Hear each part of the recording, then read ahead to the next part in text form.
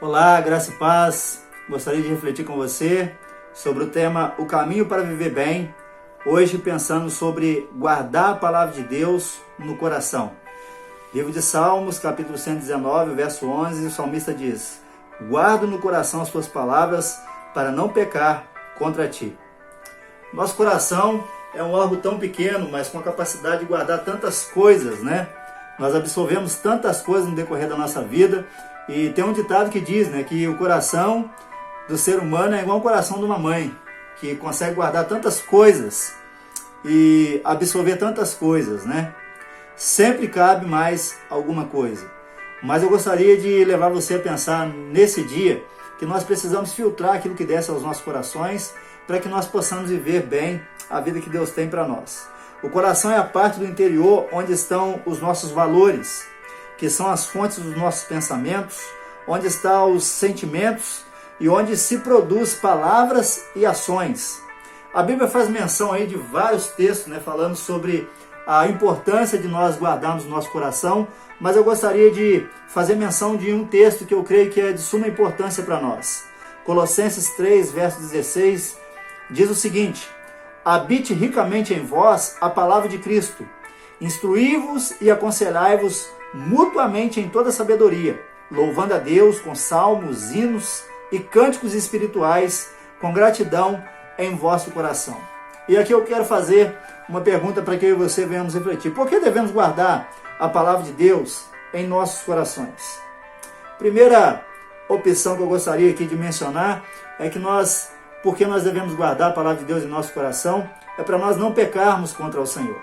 Né? Quantas vezes nós corremos o risco aí de pecar contra o Senhor, muitas vezes por não ter armazenado a palavra de Deus, por não termos absorvido a palavra de Deus em nosso coração, e aí estamos propícios a viver uma vida, né, de pecado diante ao nosso Deus. O salmista Davi é o mesmo que faz menção do texto. Ele diz que ele guardou a palavra de Deus no coração para não pecar contra o Senhor. Nós sabemos muito bem da história de Davi. Foi um homem que pecou, um homem sujeito, né, ao pecado. Mas eu entendo o seguinte, que quando ele faz menção desse texto, ele está nos sugerindo que quanto mais a palavra de Deus estiver habitando em nosso coração, a probabilidade de nós errarmos ou de pecarmos, de errar, não acertar o alvo, é maior. Então nós precisamos aí colocar a palavra de Deus em nosso coração para podermos viver bem.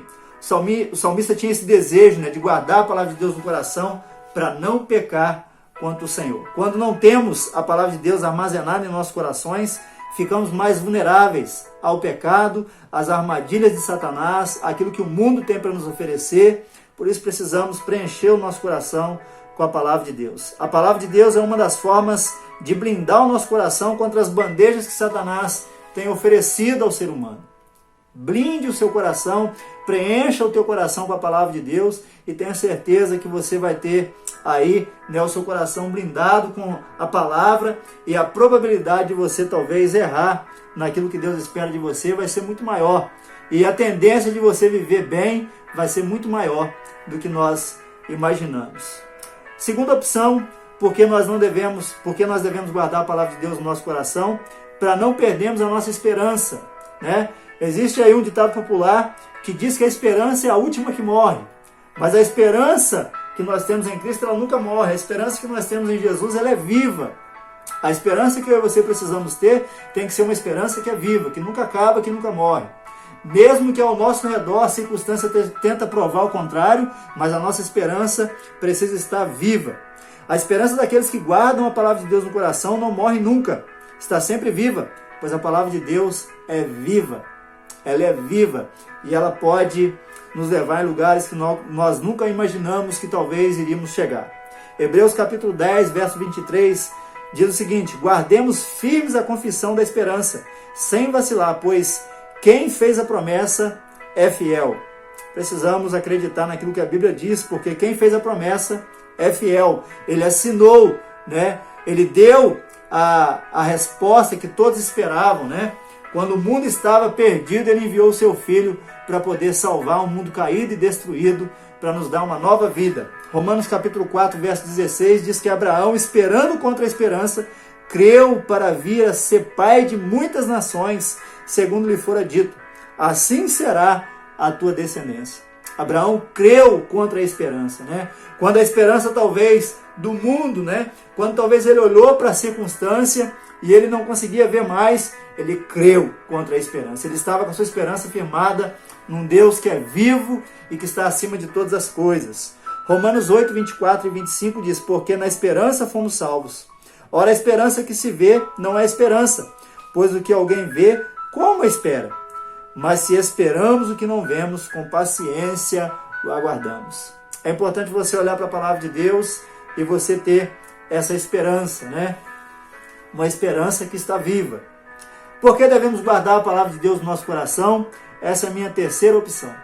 Para não esfriar espiritualmente. Quantas pessoas têm vivido aí um esfriamento espiritual, né? E a Bíblia declara isso no livro de Mateus, capítulo 24, verso 12, e por se multiplicar a iniquidade, o amor se esfriará de quase todos. Como está o seu amor? Como está a sua vida espiritual? Ela está viva ou você já está vivendo uma vida espiritual fria, vazia, sem Deus, sem esperança, né? Vivendo do jeito que as coisas acontecem? O desejo do meu coração é que você não venhamos passar por essa situação.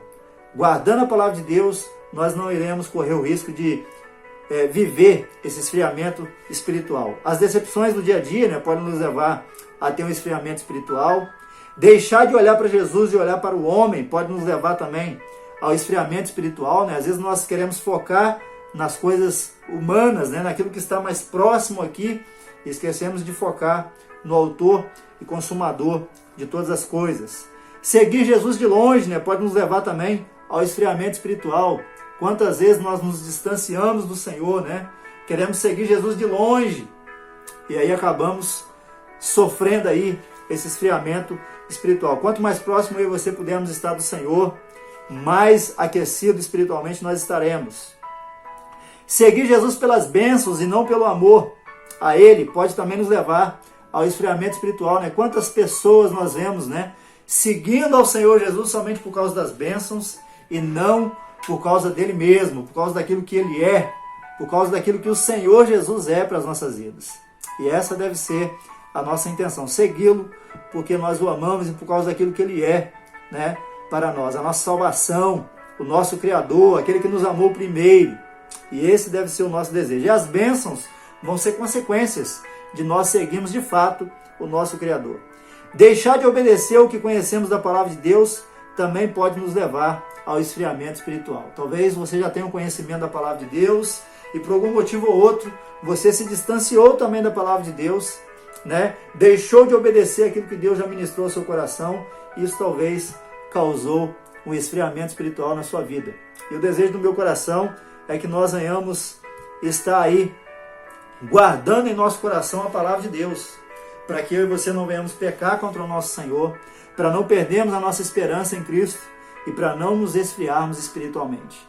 Que Deus possa abençoar a sua semana, que a sua semana seja cheia de Deus, que você possa realmente encher o seu coração da palavra do Senhor e que o Senhor possa derramar cada vez mais sobre a sua vida e sobre a sua família. Tenha uma boa semana, em nome do Senhor Jesus.